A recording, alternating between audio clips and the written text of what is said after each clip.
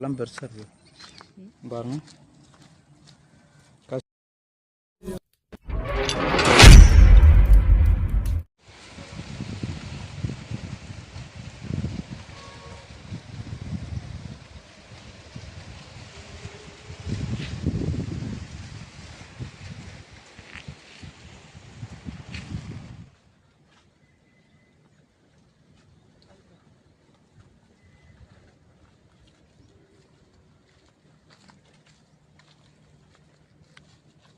எப்போ வந்தீங்க? இப்போதான் ப்ரோ வந்தோம்.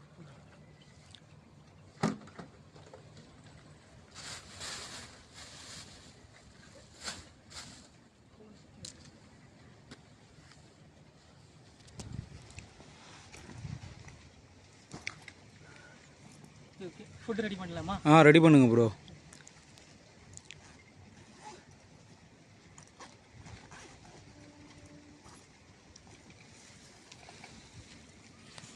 இது கோதுமை மாவு. ஓகே. இது வந்து கோழி தீவனம். சரி. கோழி தீவனம் இது நம்ம கடையில் போய் மாட்டு தீவனம் கடையில் கேட்டாலும் தருவாங்க கோழி தீவனம்.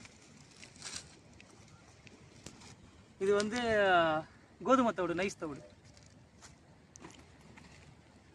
இது வந்து அரிசி தவிடு, நைஸ் தவிடு. ஓகேங்களா? இது வரைக்கும் தான் நம்ம இப்போ ஃபுட்டாக யூஸ் பண்ண போகிறோம். வேறு எதுவும் இல்லை. ஓகே, வேறு எதுவுமே தேவையில்லை நமக்கு. இதுவும் போதும். ஸோ இந்த 4 ஐட்டமே போதும் நமக்கு. 4 ஐட்டமே போதுமானது தான். ஓகேங்களா? சரி, இப்போ எப்படி அவர் ஃபுட்டு ரெடி பண்ணுறாருங்க தான் உங்களுக்கு காட்டுறோம். பார்த்து நல்லா தெரிஞ்சுக்கோங்க.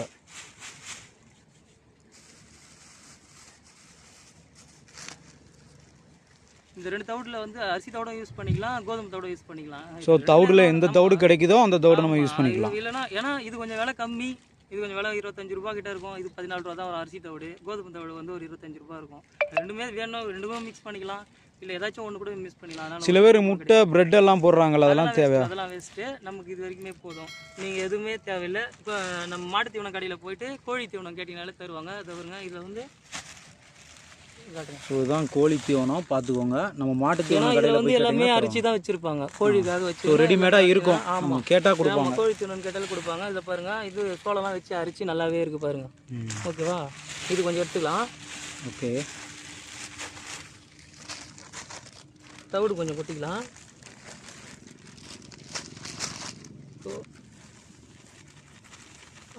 ஓகே.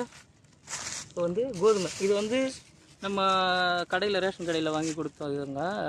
அது வந்து நான் கடையில் கொடுத்து வாங்க 25 ரூபா 30 ரூபா சொல்கிறாங்க 1/2 கிலோ. அதனால் நான் மொத்தமாக போய்ட்டு மில்லில் அரைச்சி வச்சுக்கிட்டேன். அரிசி அரைக்கிற மிஷினில் போய்ட்டு அரைச்சி வச்சுக்கிட்டேன் கோதுமை மாவு. ஆமாம், அது கொஞ்சம் ஒரு கை போட்டுக்கலாம், அவ்வளோதான்.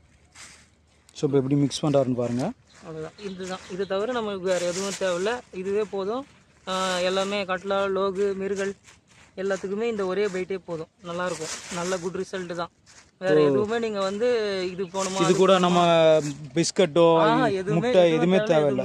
ஸோ இதே நல்ல ரிசல்ட் கிடைக்கும். நல்ல உங்களுக்கு ரிசல்ட் கொடுக்கும்.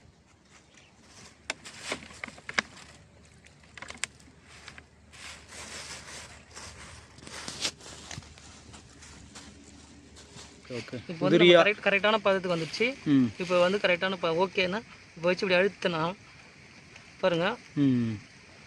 இப்போ வந்து இது வந்து இப்போ நம்ம ஃபீட் பண்ணும்போது நல்லா ஸ்ட்ராங்காக பிடிக்கும், நல்லா வெயிட்டாக இருக்கும். அதான் இந்த மாதிரி பதத்துக்கு நம்ம ரெடி பண்ணிக்கணும். ஏன்னா பார்க்குறதுக்கு கொஞ்சம் உதிரியாக தான் இருக்கும். இப்போ வந்து பார்த்தீங்கன்னா அழகாக இப்போ வந்து நம்ம இப்போ ப்ரெஸ் பண்ணும்போது நல்லா ஸ்ட்ராங்காக.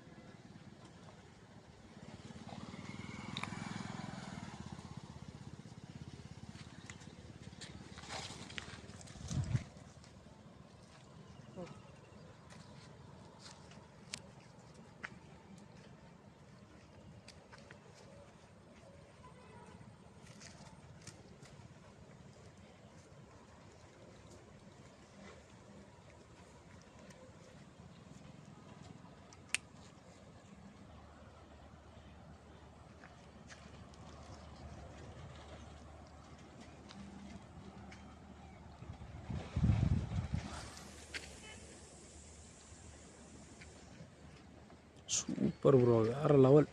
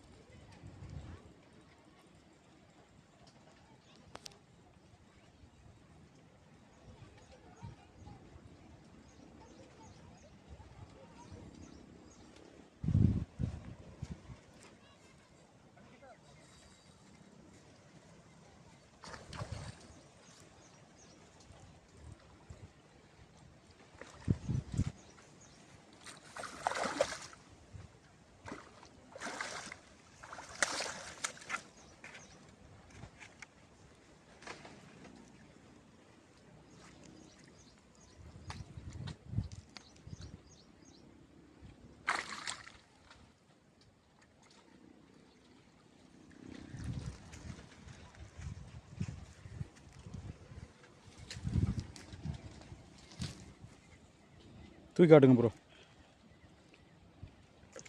பார்த்து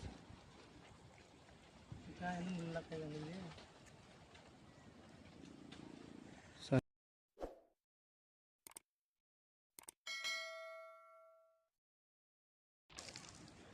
எல்லாமே இப்போ ஃபுல்லாக வந்து பிளாட்டில் தான் எடுத்திருக்கேன். பரவாயில்லையா?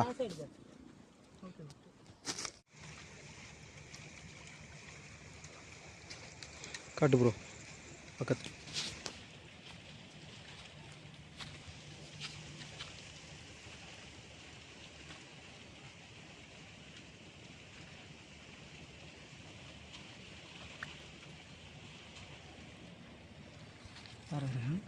அப்படி எடு. இல்லை அப்படி இதை எடுத்து போடுவோம். இதை எடுத்து போடுங்க. சூப்பர்.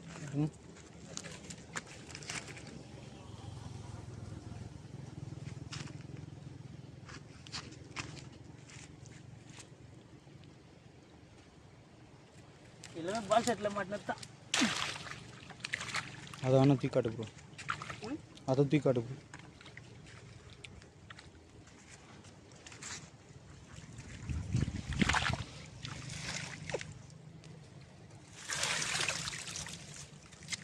எல்லாமே பால் செட்டில் பிடிச்சது தான்.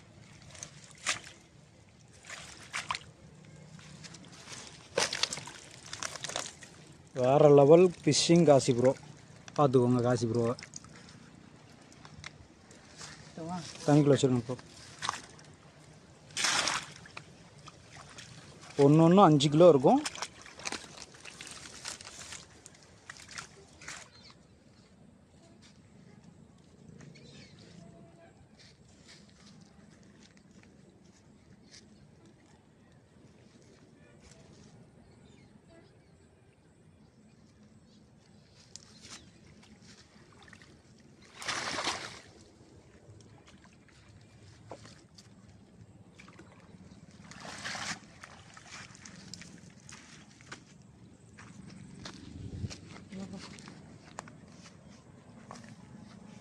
அதே அதே கட் பண்ணுங்க.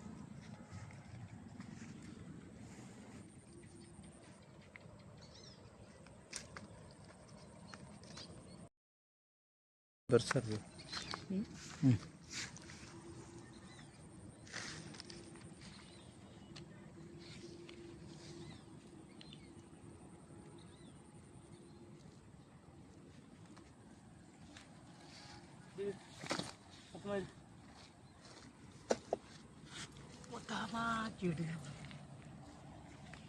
பாருங்க.